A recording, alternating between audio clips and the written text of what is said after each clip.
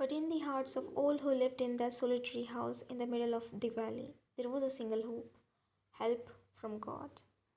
सो अब उन सब लोगों के दिल में जो उस एक घर के अंदर उस वैली के बीच में रहते थे, उनकी बस एक ही होप थी।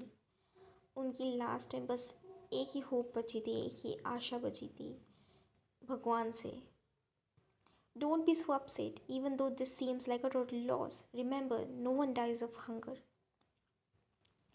इतना बुरा ना मानो। इवन दो मतलब अगर लगता है कि ये अब ख़त्म हो गया, ये बर्बादी है, लेकिन याद रखो, remember no one dies of hunger, कोई भूख से नहीं मरता। That's what they say, no one dies of hunger. ये लोग कहते हैं, ये वो कहते हैं, भूख से कोई नहीं मरता। All through the night Lencho thought only of his one hope, help of God, whose eyes, as he had been instructed, sees everything, even what is in deep conscious. पूरी रात भर लेंचो उसी अपनी एक लास्ट आशा के बारे में सोचता रहा, भगवान से, होप फ्रॉम गॉड, जिसकी आँखें जैसे कि उसको बताया गया था हर चीज़ देखती है, हर किसी के ख्यालों को जानती है, हर किसी के दिमाग को की बातों को जानती है, मन की बातों को जानती है। Lencho was an ox of a man working like an animal in the fields, but still he knew how to ride. Lencho was an ox of a man. Ox of a man मतलब ox क्या होता है? Ox होती है क्या कहते हैं उसको, भैंस, लाइक मतलब वही भैंस का male version. I am sorry, मुझे नहीं पता, पर वही होता है। जैसे गाय भैंसें होती है ना, वो फील्ड में काम करती है, प्लो करती हैं, देखा है तुम लोगों ने। लोग लोग भैंसा वहाँ खड़ा हो जाता है और फिर उसके बाद बंदा पीछे खड़ा हो जाता है, और वो जिस चीज़ के ऊपर खड़े होते हैं वो उसके नीचे बहुत सारी बड़ी बड़ी कीलें लगी होती हैं, और फिर वो भैंसा चलता रहता है और लैंड को प्लो करता है। तो उसी तरीके से वो कह रहे हैं, ये एक मेटाफोर है, एक तरीका शो करने का कि जो लेंचो था ना, वो बहुत ब्रूटली मतलब बड़ी सख्ती से फील्ड में काम करता था, जैसे कोई एनिमल करता हो, है ना। ये उसको एक तरीके से शो कर रहा है। और फिर हमें ये भी पता चलता है कि लेंचो को लिखना आता था। The following Sunday at daybreak he began to write a letter which he himself would carry to town and place in the mail. आने वाले जो संडे था उसके डे ब्रेक पे लेंचो ने एक लेटर लिखना शुरू करा, और उसको वो टाउन में ले गया और मेल में डाल दिया। मेल क्या होता है? मेल, जब हम कभी कभी के लोगों को लेटर्स भेजते हैं, पोस्ट कार्ड भेजते हैं। आज के टाइम में तो नहीं भेजते, बहुत कम हो गया है, लेकिन पुराने टाइम में जब हमारे पास कोई कम्युनिकेशन का ज़रिया नहीं था ना, फ़ोन वगैरह नहीं होते थे, तब हम लोगों को मेल भेजते थे, लेटर से, लेटर भेजते थे, पोस्ट कार्ड भेजते थे, ठीक है, ऐसी चीज़ें भेजते थे हम। तो मेल भेजा, और वो किसके लिए था? It was nothing less than a God, letter to God. और वो जो मेल था वो किसके लिए था? वो किसी के लिए नहीं, बल्कि सिर्फ गॉड के लिए था। God, he wrote, if you don't help me my family and I will go hungry this year. उसने लिखा कि अगर आप मेरी हेल्प नहीं करोगे तो मेरी फैमिली और मैं इस पूरे साल भूखे रहेंगे। I need 100 pesos in order to sow my field again. मुझे 100 पेसोस चाहिए। अब पेसोस क्या होते हैं?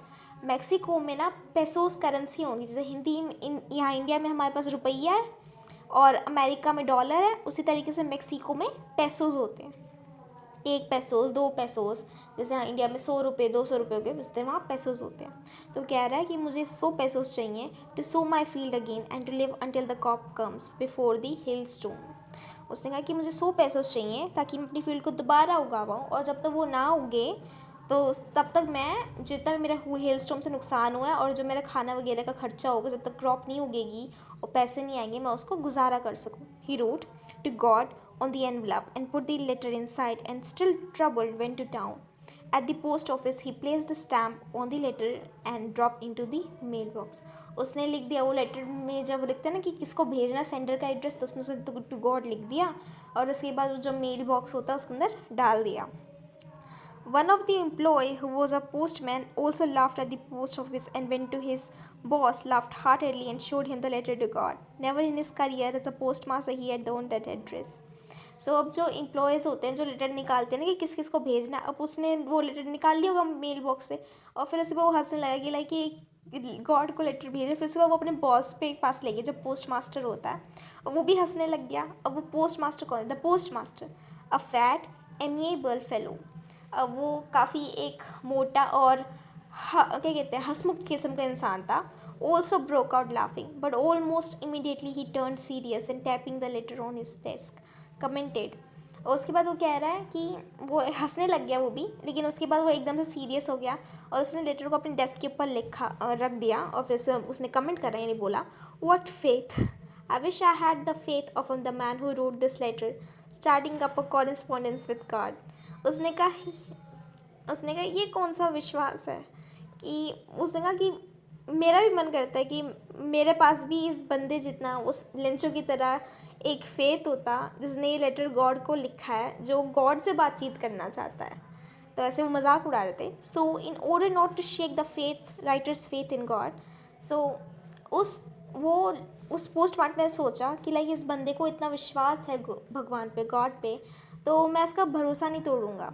So the postmaster came up with an idea, answered the letter, but when he opened it, it was evident that the answer he needed something more than goodwill, ink and paper.